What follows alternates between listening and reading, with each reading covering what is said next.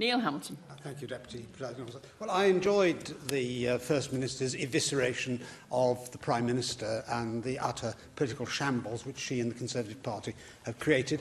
But I think the greater shambles is that of the opposition, because in spite of having what I believe to be the most incompetent Prime Minister in 250 years, the Leader of the Opposition has not profited in any way from what has happened, and Labour are still apparently 10 points behind in the opinion polls. But the establishment elites are now quite clearly and openly determined to frustrate the Brexit referendum that we had 2.5 years ago.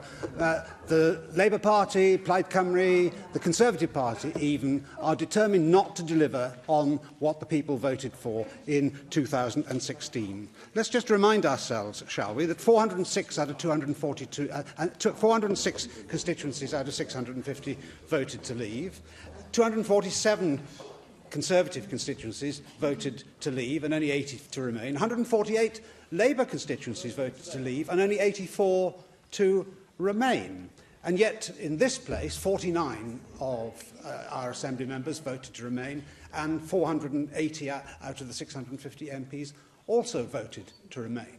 There is a Remainer majority by a very long way, both in this Assembly and in the House of Commons, and it is determined, absolutely determined, come what may, at any cost, to stand in the way of what the people voted for. And I'm pleased to have Alan Davis nodding in acquiescence over there to vote against what the people voted for just 2.5 short years ago. And last week, the House of Commons proved it, because it voted against leaving the EU on the Prime Minister's so-called deal. It voted against leaving the EU on WTO terms, also called no deal, and it voted for extending Article 50. By no stretch of the imagination can that be called voting for Brexit in any shape or form.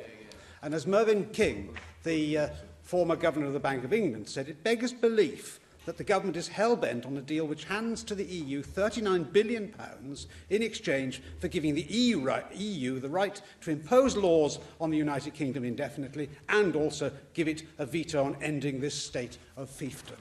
That is the shambles which Theresa May has created, and which the Labour Party doesn't really disagree with. Actually wants to go even further than Theresa May in giving away all the cards that we had in our hands and to stay inside the EU. Is the First Minister concerned at the gulf which is developing between the people who voted for Brexit by a majority, 56% in Newport West, as the First Minister mentioned that constituency? I thought I'd quote that figure. And the gulf which has developed between the people and the political elites. There's a poll published by ComRes in the Daily Telegraph today, which asked the people various questions. Do they trust MPs to do the right thing by the country over Brexit? 68% disagree. Another question. It has felt as if the EU has been trying to punish the UK over Brexit. 61% agree with that proposition. If the UK left the EU without a deal on the 29th of March, would that be the best possible outcome? 43% agreed with that proposition. Only 30% disagreed.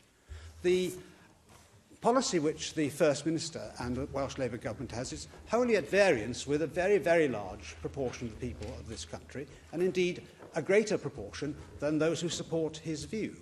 What does he think it will do to democracy in this country if at the end of this process there is in effect no change? Once this deal goes through, if it does, then Britain's membership of the EU could be prolonged indefinitely.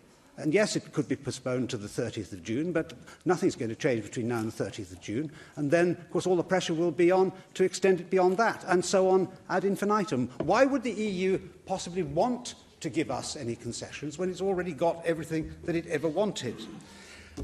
That's the key question that we have here, I believe.